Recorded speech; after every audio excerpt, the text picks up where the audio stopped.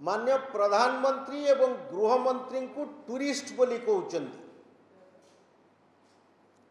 जो प्रधानमंत्री समग्र विश्व रे आज वंदनीय, समग्र भारत वर्षर नेता, भारतर गर्व एवं गौरव को विश्व दरबार रे प्रतिष्ठा करिबारे जो प्रधानमंत्री एक सफल इतिहास रचना करिसेंती।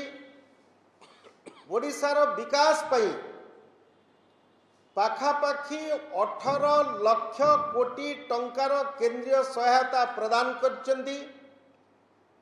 ए बाबूंकर गर्व, आस्फालन, अहंकार एते बढ़ी जाइछि जे प्रधानमंत्री, गृहमंत्री एवं अन्यान्य केंद्रीय नेता जो माने ओडिशा को आसुचंती एक जातीय दलर प्रतिनिधि भावे निर्वाचन प्रचार करिबा पई तांकु टूरिस्ट बोली आख्या देउचंती।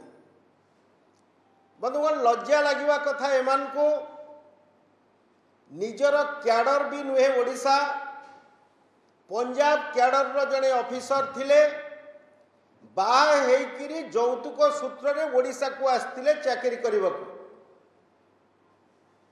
मु आज आह्वान करुच्ची से तमिल बाबू को ओडिशा माटी रे ओडिया नेता को तमर दम अच्छी, ताकत अच्छी बोलिया शब्द व्यवहार करी जो भली अपमानित करुचंती, सत्साहस अच्छी जदि से पांड्यान सरनेम को बदल राउत कर दियंतु, स्त्री को संज्ञा नहीं जानतु।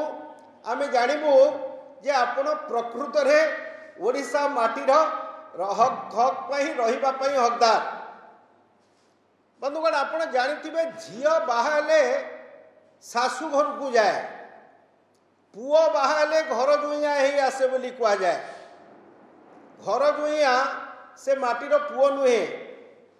ए कथा आमे एइथि पई दोहराउचु जे जी निजे जने टूरिस्ट हिसाब रे ओडिशा को आसीथिले, चाकरी करथांते, 60 वर्ष पूरी थांता कि ता पूर्वरु जदि वॉलंटरी रिटायरमेंट नेले निज राज्य को जाई नेतागिरी कले शोभा पाई थांता।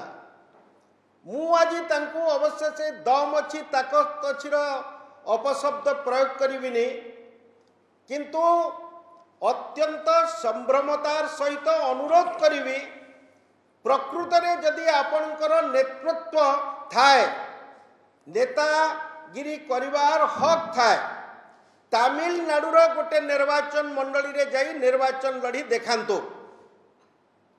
दम अच्छी बेली कहिबिनी, प्रमाण करंतु ओडिशावासी निकट रे जे आपणकर नेतृत्व अच्छी, नेता हेबार हक अच्छी एवं ओडियावासींकर नेतृत्व नबार ताकत अच्छी।